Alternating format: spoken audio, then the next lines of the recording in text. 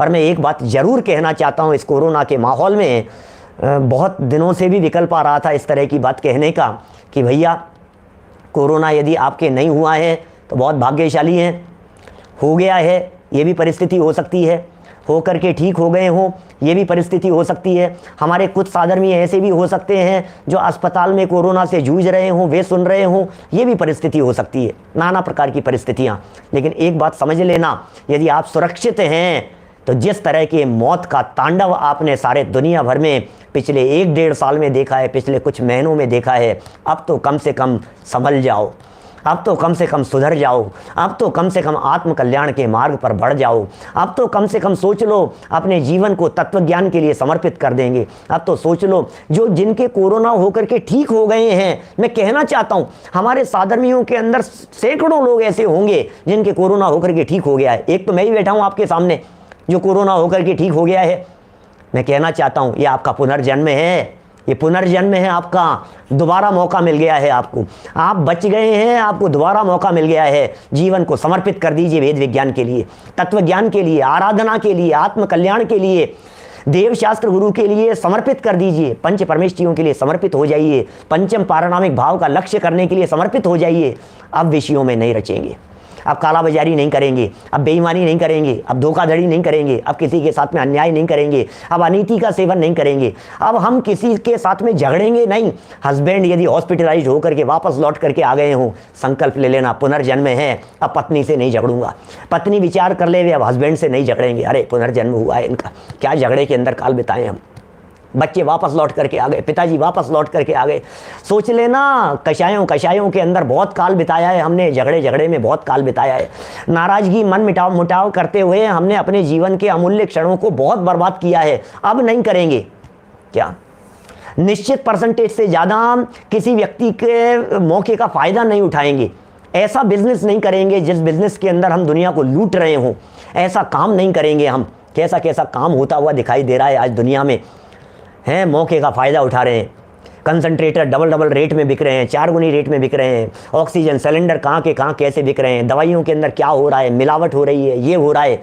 सुनो भैया, हम कभी ये काम नहीं करेंगे। हमें पुनर्जन्म मिल गया है, हमें जैन कुल मिल गया है, हमें तत्व ज्ञान मिल गया है, हमें जिनवाणी सुनने का अवसर मिल गया है, ये ज़िंदगी बोनस में मिल गई है अब हमारे को। अब भी वही काम ठीक हो जाने के बाद में भी किस लिए ठीक हुआ, बता किस लिए ठीक हुआ? बातें बहुत सारी ये कहने के लिए थोड़ा कहा है, बहुत समझ लेना, समझदारी की बातें। अनीति, अन्याय, बेईमानी, अभक्ष्य, जीवन सदाचारमय, शांतिमय, देह से भिन्न आत्म तत्व कौन है? सोचो जरा कहता क्या है जैन धर्म, सोचो जरा जिनवाणी क्या कहती है, सोचो जरा वेद विज्ञान क्या है, सोचो जरा सम्यक दर्शन क्या होता है, सोचो जरा गतियों का अभाव कैसे हो सकता है, सोचो जरा चतुर्गति के दुखों से कैसे मुक्ति प्राप्त की जा सकती है। ये अवसर खोने योग्य नहीं है, ये अवसर चूकने योग्य नहीं है। मेरे यदि ये शब्द किंचित मात्र भी आपको लगते हों, हर व्यक्ति के लिए कह रहा हूँ, हर व्यक्ति के लिए कह रहा हूँ मैं ये बातें। माने मैं एक व्यक्ति को यदि मद्देनजर रख करके बात करूँ तो मैं अलग अलग व्यक्तियों से अलग अलग प्रकार की बात कर सकता हूँ। जो व्यक्ति ठीक होकर के आ गए हैं उनके लिए अलग प्रकार की बात करूंगा, जो आज हॉस्पिटल के अंदर जूझ रहे हैं कोरोना से उनसे अलग प्रकार की बात करूंगा। यदि वे सुन रहे हैं तो उनसे कहूंगा आज वेद विज्ञान करने योग्य है भैया। यदि जिनवाणी की बातें आज तक नहीं सुनी हैं तो कोई बात नहीं, लेकिन मैं देह नहीं हूं, मैं देह से भिन्न चैतन्य तत्व हूं। इस बात का श्रद्धान अभी करो, अभी देह छूटने के पहले। सबके लिए अलग अलग प्रकार का संबोधन हो सकता है। हाँ, यदि हो सकता है आपके दोनों वैक्सीन लग चुकी है और आप यदि अपने आप को सुरक्षित महसूस कर रहे हैं, यदि आप ऐसा कह रहे हैं कि मेरे कोरोना नहीं होगा, मैं निकल चुका हूँ, निपट चुका हूँ, भैया परायेपन का व्यवहार मत करो, थोड़ा सा शिष्टाचार निभाओ, थोड़ा देखो, थोड़ी नैतिकता को अपनाओ। ऐसा नहीं हो भैया, जिन लोगों के घर में भोजन की व्यवस्था नहीं है, जिन लोगों के घर में दवाइयों की व्यवस्था नहीं है, जिन लोगों के घर में कोई संभालने वाला नहीं है, उनके घर में आप भोजन की व्यवस्था कर सकते हो, आप उनके घर में दवाइयों की व्यवस्था कर सकते हो। अरे टेलीफोन से कोरोना नहीं आता है, आप उनसे बात कर सकते हो, आप उनको सुविधाएं प्रोवाइड कर सकते हो। कई ऑर्गेनाइजेशन इस तरह के काम कर रहे हैं। मैं तो हमारी जिम्मेदारी की बात करता हूँ। हमारा दोस्त है, हमारे मामा जी हैं, हमारे चाचा जी हैं, वे लावारिस नहीं हैं, वे हमारे अपने हैं। ये तत्वज्ञान कब काम आएगा? ये साधर्मी वात्सल्य कब काम आएगा? और ये साहब कोरोना हो रहा है, कोरोना हो रहा होगा, कोरोना कोई बात नहीं, मास्क लगा करके जाइए, आप पूरी पीपीई किट पहन करके जाइए, आप उनके घर में मत जाइए, आप उनके दरवाजे पर जाकर के भोजन लटका करके आ जाइए।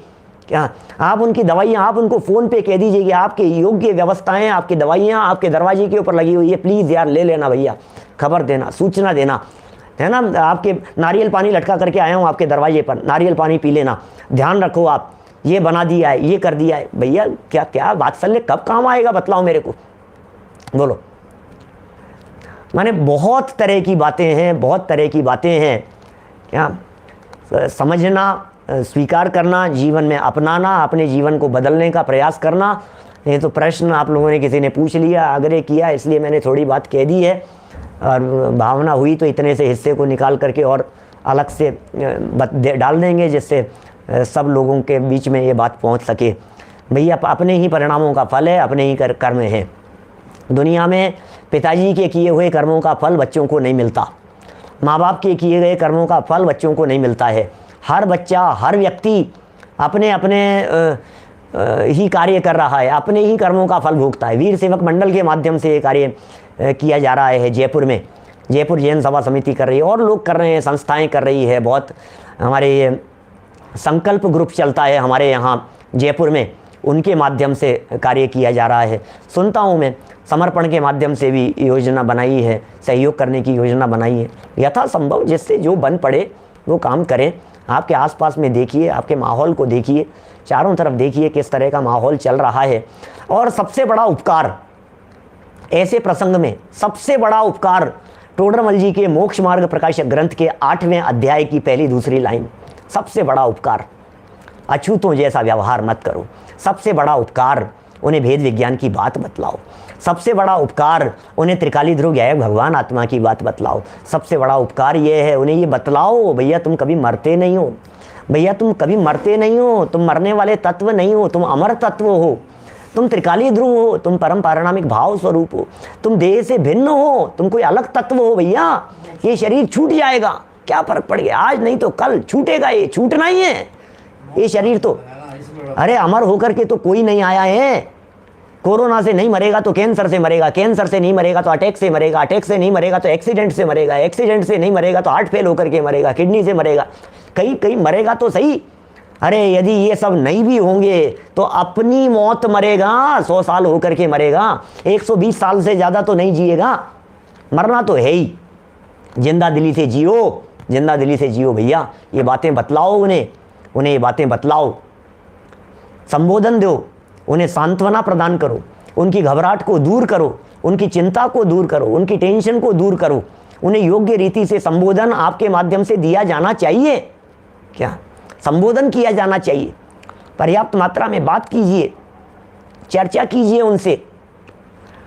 उन्हें ये फील नहीं आ जाए कि मुझे अकेला छोड़ दिया है, मैं अकेला रह गया हूँ। व्यक्ति के कोरोना हो जाए और अस्पताल में चला जाए तो आधा तो वो अपने आप ही मर जाता है, इस फीलिंग में मर जाता है कि अब मेरा कोई नहीं, अब तो मैं बस अकेला, अब तो मैं अकेला ही रह गया। अरे भाई उसकी फीलिंग में ये आना चाहिए तुम अकेले नहीं हो, तुम्हारे पास में अनंत गुण हैं, तुम भरे पूरे हो, तुम्हारे में कोई कमी नहीं है, तुम्हारे में कोई रोग नहीं है, कोरोना तुम्हें छू नहीं सकता है। ये बातें समझाने की जरूरत है। ख्याल में आ रही है बात? मरण तो आयु कर्म के क्षय से होगा। जितनी बातें कही है उन बातों पर अमल करना, उन बातों का विचार करना, उन बातों का चिंतन करना, स्वार्थी नहीं होना, निस्वार्थी होकर के साधर्मी वात्सल्य को निभाना। और यदि परिस्थितियां प्रतिकूल हो ही जाएं तो अपने गायक भगवान आत्मा का, अपने चैतन्य तत्व का स्मरण करते हुए, मरण कहीं भी हो लेकिन स्वयं का ये निर्णय, स्वयं की ये विचार, समाधि आपके हाथ में है, समाधि कराने वाला कोई नहीं हो, तो इतनी तैयारी है मेरी कि स्वयं समाधि मरण कर सकूं, समाधि पूर्वक देह छूटे हमारी। सब आराधना करें, आराधना में ही सबका समय बीते, सबका कल्याण हो, सबका भला हो, देश सुखी हो, नगर सुखी हो, राष्ट्र सुखी हो, सर्व जगत के जीव सुखी हो। ऐसी मंगलमय भावना पूर्वक अपनी बात को यहीं विराम देता हूँ।